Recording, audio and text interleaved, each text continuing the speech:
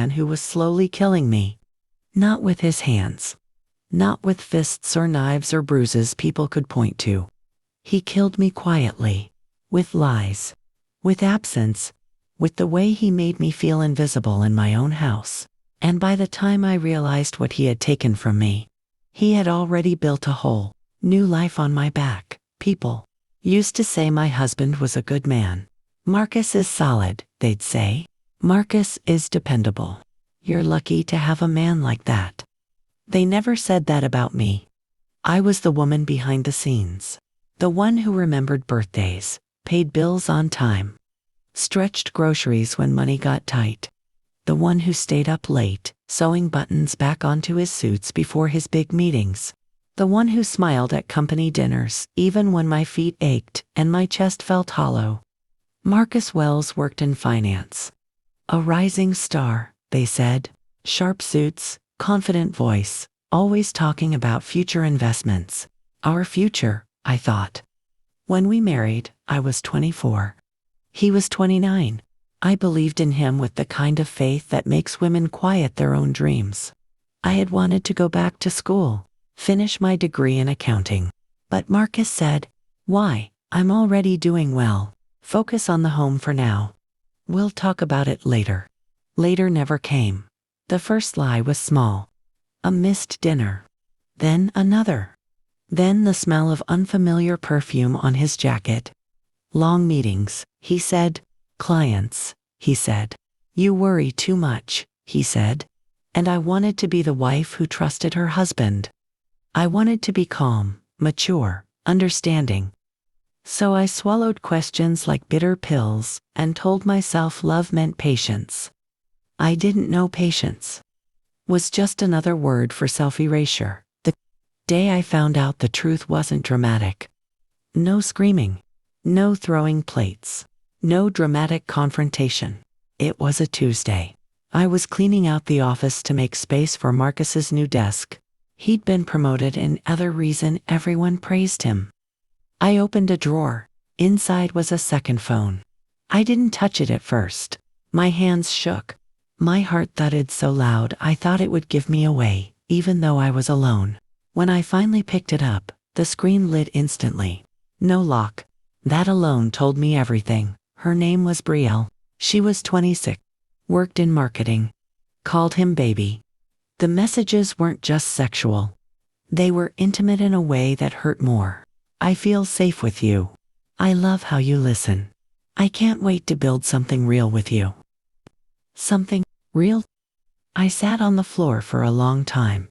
Phone pressed to my chest, breathing like I had run miles. What broke me wasn't the affair. It was the realization that he had been giving her the version of himself. I thought I imagined. I learned everything quietly. That Marcus had been paying rent on an apartment across town. That he'd put her name on a small business loan. That the late nights were dinners with her parents. That he planned to leave me. Not eventually. Soon. The messages talked about timing. About assets. About making it clean. I was a problem to solve. A line item. I waited 3 days. 3 days of cooking his meals. Washing his clothes. Smiling.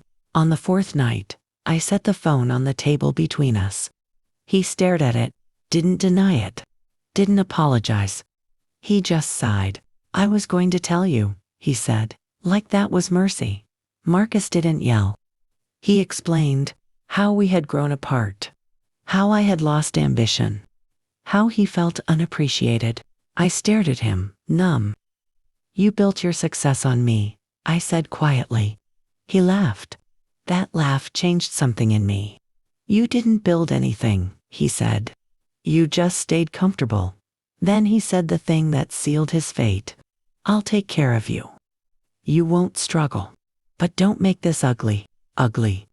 As if my pain was an inconvenience. As if I didn't deserve rage. Marcus thought I was broken.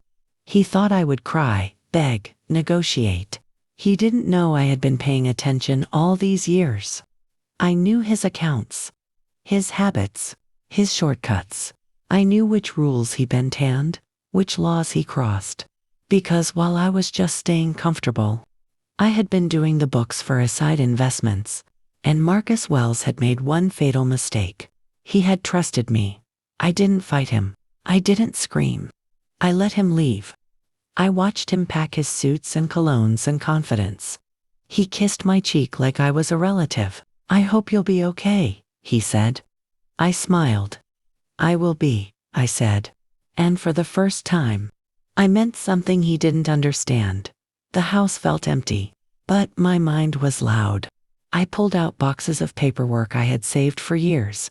Tax documents, loan statements, emails he had asked me to just file away. I went back to school, quietly, night classes, accounting, law basics. I didn't post about it. I didn't tell anyone. Revenge doesn't announce itself. Marcus married Brielle within a year. She wore white. I wore patience. His company expanded. Awards followed. Articles called him a visionary black entrepreneur. I clipped every article, not as a fan, as evidence. 3 years later, Marcus received an audit notice. "Random," they said. "Nothing is random." I was the consultant assigned to review his subsidiary accounts. He didn't recognize my name at first. When he saw me in the conference room, his face drained of color. "Imani," he whispered. I smiled.